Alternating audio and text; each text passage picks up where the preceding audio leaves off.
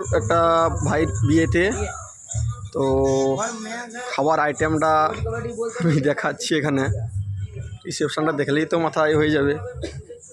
প্রথম চিংড়ি মালাইকারি, কাশ্মীরি পোলাও, দেহরাদুন রাইস, এদিকে মুগমোহন, মিক্স ভেজ, মটন, এদিকে দেশি চিকেন, আলু বোখরা চাটনি, আর এগুলোতে লেখা নেই কী সব আছে, সব আইটেম আছে।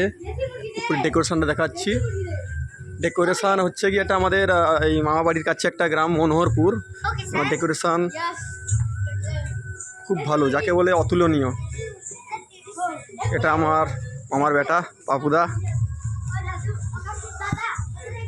পাপুদা মনোহরপুরের তো নাকি ডেকোরেশন? জাস্ট অসাধারণ। বিশ্বরঞ্জন রাজ।